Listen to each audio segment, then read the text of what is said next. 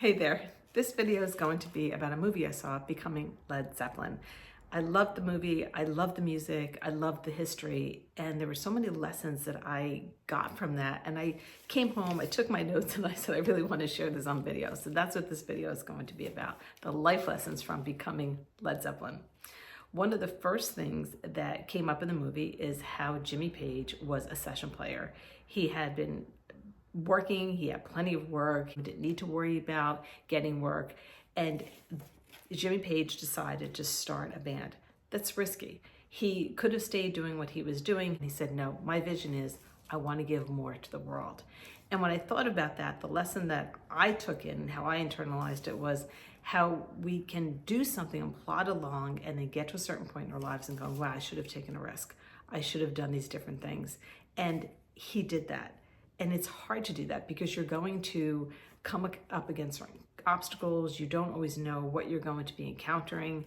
And he had the vision and the courage to go forward and live out his dream, live out his vision of giving the world something bigger than what he was already giving. The next lesson, and this is a biggie for all of us, is that there were people that tried to discourage them. There were people that didn't understand their music. There were people that criticized them. Even some of their family members were discouraging them from interacting with other people in the band. And that's something also that's a big deal for me. I find when we want to take chances and we want to be courageous, it can be really hard to shut out the noise of other people. People will criticize us. People will tell us that we're doing something wrong. They don't understand it. It's saying to yourself, I'm going to go out there. I'm going to produce this music, produce these videos, start a business. Not everybody is going to understand what I'm doing. Not everybody is going to be on board with what you're doing. And I think it's important to know you have the vision and if it feels right for you to go forward. The most successful people in the world will talk about how other people try to discourage them. And it can feel like someone's putting a pin in your balloon and you feel deflated and you start getting self-conscious and you start feeling like maybe they're right. And that's how we're conditioned. We're conditioned to think about how other people think and what they think of us. And I think it's also like a safety thing. If we feel that other people don't like us, will we potentially be in harm's way? You know, it's the whole aspect of people needing people to like you so they don't hurt you. And when people criticize, it can hurt you. It can make you doubt yourself and it can make you doubt your vision. And they were able to shut that out and they were able to go forward. Later on in the movie, when they changed their music, they started doing things a little differently. They got criticism again and they had to go forward. What was also interesting is it wasn't just people in their lives that were criticizing them. It was some of their audience members. So in one scene in the movie, they were playing, they were jamming, they were really, putting it out there. And everybody in the audience, they hadn't been famous yet. So people in the audience didn't really understand what they were doing. And some people in the audience were like going like this, covering their ears. They were looking at each other like, what's going on? And it's the same thing with starting a business, doing a YouTube channel. You're not going to appeal to everybody. And it's just who you appeal to. And it doesn't even have to be a big audience, right? Like some of the biggest views, some of the big, the most popular brands are superficial, not very meaningful, and that's great. And then there's some people that are doing amazing work and they don't have such a big audience, but the audience they have is loyal. And we have to decide, are we trying to appeal to everybody and make everybody happy, including friends and family, or are we doing what we believe and just naturally we attract the people who see things the way we do. They appreciate the work that we put into something. And I thought that was another really great lesson, not to get discouraged. You're not for everybody, and that's okay. Like Jimmy Page said, you're giving something to the world. And for many of us, it's giving something to the world that potentially the world hasn't seen yet, or they haven't seen a version of that yet. And the world needs that, right? We need different viewpoints. We need to see things differently. We grow and we learn by other people, not only our own experiences. So the lesson I got from that is not to shy away or to back down when people are not supportive and critical of what we're doing, as long as we believe in what we're doing, to continue going forward with confidence. Another thing that Jimmy Page did that I really admired is he went against the grain and he stuck with what he believed in. It was very atypical for or unheard of for a band to not release singles. And that was part of his contract with Atlantic Records when they first started out, because he felt that he wanted people to hear the full body of work. And they agreed that the radio stations would play a full side of the album and then play the other side of the album instead of chopping it up into singles. And that was a vision that he had, not what anybody else was doing. And the record company agreed to do that. And that was a major milestone and a huge part of their success, because they were doing things so differently and people got the full context, again, of the full body of work.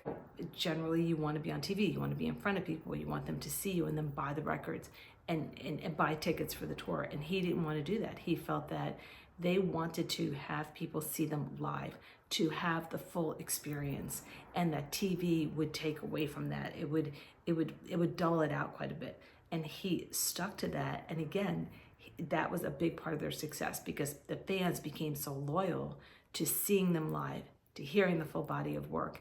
And even though it was different than what anybody else had done, he's a visionary. He saw the vision. It's a faith, and it's putting things out in the universe that you believe in what you're doing, and you're going to stick by what your insight is and your vision. And for me, that's a spiritual experience.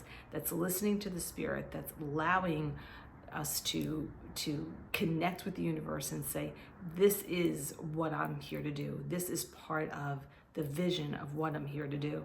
And to go ahead and do it, and not allow the chatter of people to discourage you. And many times the chatter of people discouraging us are people that are afraid to do things for themselves. They're afraid to take chances for themselves. Another part of their success was their manager. Peter Grant was a big guy with a big personality. I believe that he had been a former wrestler. He was a fighter. He was loyal. They got the right people on their side. Many times we can be with people who seem really nice and they're agreeable, but they hurt us in the long run. We need loyalty and for people to tell us the truth.